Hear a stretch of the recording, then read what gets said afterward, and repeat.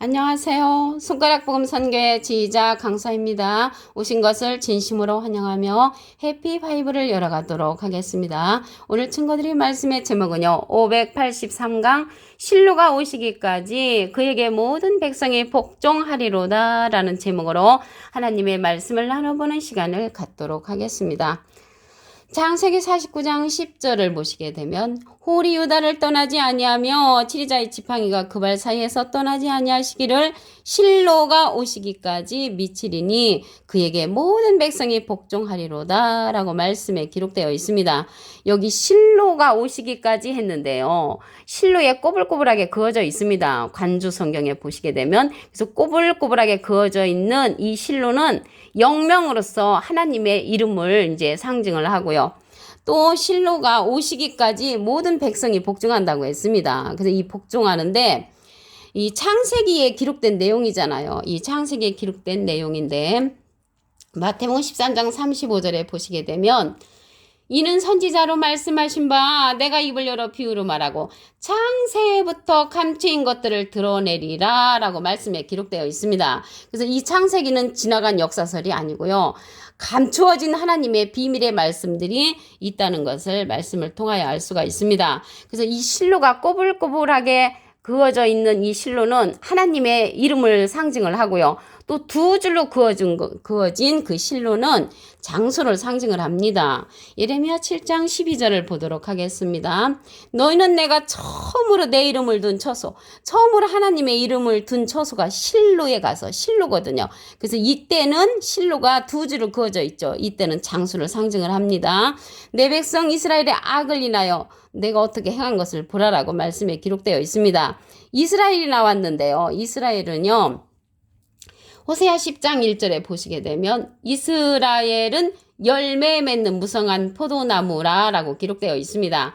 그런데 예수님은 요한복음 15장 1절에 보시게 되면 참 포도나무라고 그랬죠. 그래서 여기에서 이스라엘은 무성한 포도나무 열매를 맺은 자들로서 악을 인하여라고 했거든요. 악을 행하는 자들인데 여기에서 말하는 악은요. 다니엘서 12장 10절에 보시게 되면 많은 사람이 연단을 받아 스스로 정결케 하며 희게 할 것이나 악한 사람은 악을 행하리니 악한 자는 아무도 깨닫지 못하되 깨우침을 받지 못한 무성한 열매의 포도나무를 맺힌 그러한 자들로서 내가 어떻게 행한 것을 보라라고 했거든요. 그래서 여호와께서 어떻게 행하냐면 예레미야 7장 15절에 보시게 되면 내가 너희 모든 형제 곧 에브라임 온 자손을 쫓아낸 같이 내 앞에서 너희를 쫓아내리라 라고 하나님께서 말씀을 하셨습니다.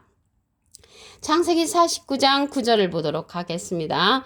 유다는 사자 새끼로다 라고 했습니다. 그러면 유다는 헐적에는 한 줄이 그어져 있거든요. 한 줄로 그어져 있는 거는 인명, 사람 이름을 뜻합니다. 그래서 유다는 사자 새끼로 상징이 되었는데 오늘 본문 말씀에 유다는 두 줄로 그어져 있거든요.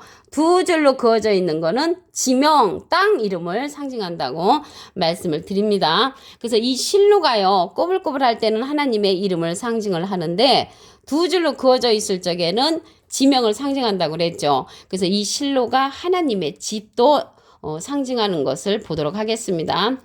사사기 18장 31절을 보시게 되면 하나님의 집이 실로에 있을 동안에 그래서 하나님의 집이 실로라는 것을 알 수가 있고요. 그때는 장소 지명이기 때문에 두 줄로 그어져 있습니다. 미가의 지음바 색인시상의 단자손에게 있었다고 했습니다. 그리고 이 실로가요. 시온도 되고 예루살렘도 되고 진리의 성읍이라고 했습니다. 스가랴 8장 3절을 보도록 하겠습니다. 나 여호와가 말하노라 내가 시온에 돌아왔은즉 예루살렘 가운데 거하리니 예루살렘은 진리의 성읍이라. 여호와께서 시온에 돌아왔다고 했고요. 예루살렘 가운데 거한다고 했고요. 예루살렘은 진리의 성읍이라고 했으므로 시온이 실로가 되는 거고 예루살렘도 되는 거고 진리의 성읍에 거한다는 것을 볼 때 실로라는 것을 알 수가 있습니다. 이러한 예루살렘은 다시 택하는 예루살렘이라고 했습니다. 스가랴 2장 12절을 보도록 하겠습니다. 여호와께서 장차 유다를 취하여 거룩한 땅에서 자기 소유를 삼으시고 다시 예루살렘을 택하시리니 그래서 다시 택하는 예루살렘이 시온이 되고 예루살렘이 되고 진리의 성읍이 된다는 것을 말씀을 드립니다. 그리고 실로에 또한 언약궤가 있다고 했습니다. 사무엘상 4장 4절을 보시게 되면 이에 백성이 실로에 보내요. 그룹 사이에 계신 만군의 여호와. 그래서 그룹 사이에 또 여호와께서 계신다고 했습니다. 언약궤를 거기서 가져왔고 그 언약궤가 실로에 있었다는 것을 알 수가 있죠. 엘리의 두 아들 홈니와 비니아스는 하나님의 언약궤와 함께 거기 있었다고 말씀에 기록되어 있습니다. 요한복음 6장 29절을 보도록 하겠습니다. 예수께서 대답하여 가라사대 하나님의 보내신 자를 믿는 것이 하나님의 일이라고 했습니다. 하나님은 예수님을 보내셨고요. 예수님은 오늘 말씀에 본문 말씀에 보시게 되면 홀이 유다를 떠나지 아니한다고 했고요. 모든 백성이 그에게 복종한다고 했잖아요. 그래서 이 홀 같은 자를 예수님이 보내시는 것입니다. 예수님이 보내시지만 하나님이 보내시는 거죠. 홀이 유다를 떠나지 아니하며 치리자의 지팡이가 그 발 사이에서 떠나지 아니하시기를 실로가 오시기까지 하나님께서 오시기까지 그에게 모든 백성이 복종하는 사건이 앞으로 일어날 것을 예언을 하고 있습니다. 그래서 홀 같은 자를 주님이 보내셨는데 이 홀과 같은 주님이 보내신 그곳에 이제 실로라고 했잖아요. 실로. 그래서 우리가 봉사를 해도 하나님께서 정한 이런 성수에서 봉사를 해야 된다고 했습니다. 이사야 16장 12절에 보시게 되면 모압 사람이 그 산당에서 피곤하도록 봉사하며 자기 성수에 나가 기도할지라도 무효한다고 했습니다. 그래서 우리는 무효함을 당하지 아니하려면 실로에 계신 하나님의 집에서 예루살렘에서 진리의 성읍에서 봉사하는 것은 무효가 되지 아니한다는 것을 말씀을 드립니다. 그래서 하나님의 보내신 자를 믿는 것이 하나님의 일이라고 했잖아요. 그래서 홀과 같은 자를 주님이 보내주시는데 마태복음에 가서는 이 자가 예수님의 소원대로 계시 받는 자로 출현을 합니다. 마태복음 11장 27절을 보도록 하겠습니다. 내 아버지께서 모든 것을 내게 주셨으니 아버지 외에는 아들을 아는 자가 없고 아들은 예수님이죠. 예수님의 소원대로 계시 받는 자 외에는 아버지를 아는 자가 없다고 했습니다. 그래서 예수님의 소원대로 계시 받는 자로 마태복음에 가서 출현을 했고요. 홀과 같은 이러한 자가 요한복음에 가서는 또 다른 보혜사로 출현을 합니다. 요한복음 14장 16절에 보시게 되면 내가 아버지께 구하겠으니 예수님이 하나님께 부탁을 해서 그가 또 다른 보혜사를 너에게 주사 영원토록 너희와 함께 있게 하시리니 저는 진리의 영이라고 했습니다. 그래서 이 또 다른 보혜사는 진리의 영인데 진리는 증거하는 이가 있다고 했거든요. 요한일서 5장 7절에 보시게 되면 증거하는 이는 성령이시니 성령은 진리라고 했습니다. 그래서 예수님은 보혜사로서 하나님의 대원자, 이 또 다른 보혜사는 예수님의 대원자입니다. 이 보혜사라는 뜻은 대원자라는 그런 뜻을 갖고 있는데 요한일서 2장 1절에 보시게 되면 그 관주 성경에 대원자 앞에 조그만하게 3자가 써 있습니다. 관주 성경 해석란에 보시게 되면 보혜사라고 써 있습니다. 그래서 이 보혜사라는 뜻은 대원자라는 뜻을 갖고 있고요. 헬라어로는 파라클레토스로 곁에 파라와 부름받은 클레토스란 말의 합성어로 도움을 주기 위해 곁에 부름받은 자란 그런 뜻을 갖고 있습니다. 사람을 상징하지요. 그 예수님이 지금은 영으로 계시기 때문에 이렇게 곁에 부름받은 자로서 예수님의 대원자로서 또 다른 보혜사를 우리에게 보내시는 것입니다. 그가 진리의 영이라고 그랬죠. 그래서 이 보혜사는요. 라이프 성경 백과사전에 보시게 되면 컴포터 위로자, 카운셀러 상담자, 메디어털 중보자, 헬퍼 돕는 자, 서플리케이터 타는 자란 그런 이름을 갖고 있는 것이 또 다른 보혜사라는 것을 말씀을 드립니다. 오늘 본문 말씀을 다시 한번 보도록 하겠습니다. 창세기 49장 10절을 보시게 되면 홀이 유다를 떠나지 아니하며 치리자의 지팡이가 그 발 사이에서 떠나지 아니하시기를 실로가 오시기까지 미치리니 그에게 모든 백성이 복종하리로다. 그래서 모든 백성이 누구에게 복종하냐면 홀에게 복종을 하는 것입니다. 이 홀이라는 것은 중간 역할자. 그래서 하나님은 예수님을 보내셨을 때 예수님하고 우리의 중간 역할을 했죠. 지금은 예수님이 영으로 계시기 때문에 우리의 중간 역할을 하는 자가 홀로서 나타난다는 것을 말씀을 드립니다. 그래서 꼬불꼬불할 적에는 하나님의 이름을 상징을 하고요. 두 줄로 그어졌을 때는 장수를 상징한다고 말씀드렸습니다. 예레미야 7장 12절을 보도록 하겠습니다. 너희는 내가 처음으로 내 이름을 둔 처소, 하나님의 이름을 둔 처소가 실로거든요. 실로의 그 실로는 두 줄로 그어져 있죠. 예레미야 7장 12절에는 그래서 장소를 나타낸다는 것을 말씀을 드립니다. 내 백성 이스라엘의 악을 인하여 내가 어떻게 행한 것을 보라, 쫓아버린다고 말씀에 기록되어 있습니다. 창세기 49장 9절을 보도록 하겠습니다. 유다는 사자 새끼로다. 여기에서 유다는 한 줄로 그어져 있거든요. 한 줄로 그어져 있을 적에는 사람을 뜻하고요. 두 줄로 그어져 있는 이 유다는 지명, 땅 이름을 상징한다고 말씀을 드립니다. 땅 이름을 상징하는 그 지명 실로 하나님의 집을 보도록 하겠습니다. 사사기 18장 31절을 보시게 되면 하나님의 집이 실로에 있을 동안에, 그래서 하나님의 집은 실로에 있다는 것을 알 수가 있고요. 여기 있는 실로는 두 줄로 그어져 있으므로 지명을 상징한다고 말씀을 드립니다. 그래서 이 실로가요, 시온도 되고 예루살렘도 되고 진리의 성읍이라고 했습니다. 스가랴 8장 3절을 보도록 하겠습니다. 나 여호와가 말하노라, 내가 시온에 돌아왔은즉, 하나님께서 시온에 돌아오셨는데 예루살렘 가운데 거하신다고 했고요.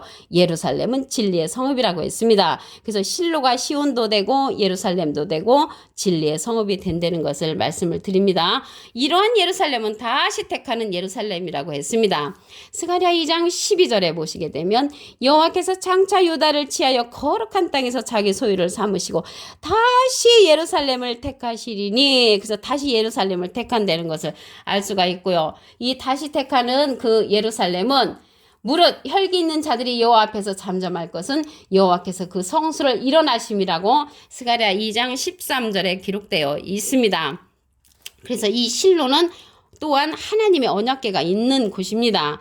사무엘상 4장 4절을 보시게 되면 이에 백성이 실로에 보내요. 그룹 사이에 계신 만군의 여호와의 언약궤를 거기서 가져왔고, 거기서 가져온 것은 실로에서 가져왔다는 것이죠. 이 언약궤라는 것은 말로 약속한 그러한 약속한 궤짝인데요. 지금 쉽게 얘기하면 약속문서와 같은 것이라고 말씀을 드립니다. 요한복음 6장 29절을 보도록 하겠습니다. 예수께서 대답하여 가라사대 하나님의 보내신 자를 믿는 것이 하나님의 일이라고 했습니다. 그래서 하나님은 예수님을 보내셨고요. 예수님은 지금 영으로 계시기 때문에 홀과 같은 자를 보내시는 것입니다. 그래서 이 홀과 같은 자를 보내시는데, 이 홀과 같은 자가 마태복음에 가서는 예수님의 소원대로 계시 받는 자로 출현을 합니다. 마태복음 11장 27절을 보시게 되면 내 아버지께서 모든 것을 내게 주셨으니 아버지 외에는 아들을 아는 자가 없고 아들과 또 아들의 소원대로 계시 받는 자 외에는 아버지를 아는 자가 없다고 했습니다. 그래서 예수님의 소원대로 계시 받는 자가 홀과 같은 자로 이 땅에 보내신다는 것을 말씀을 드립니다. 이 자가요, 요한복음에 가서는 또 다른 보혜사로 예수님이 하나님께 부탁을 해서 우리에게 보내는 또 다른 보혜사라고 했습니다. 요한복음 14장 16절을 보시게 되면 내가 아버지께 구하겠으니 그가 또 다른 보혜사를 너에게 주사 영원토록 너희와 함께 있게 하시리니 저는 진리의 영이라고 했습니다. 진리는요, 증거하는 이가 있다고 했죠. 요한일서 5장 7절에 보시게 되면 증거하는 이는 성령이시니 성령은 진리니라. 그래서 그 증거하는 자가 홀과 같은 자가 증거하고요. 마태복음에서는 예수님의 소원대로 계시 받는 자가 증거하고요. 요한복음에서는 또 다른 보혜사로서 우리에게 진리의 말씀을 증거해 주는 자라는 것을 알 수가 있습니다. 이 보혜사라는 뜻은요, 대언자라는 뜻을 갖고 있습니다.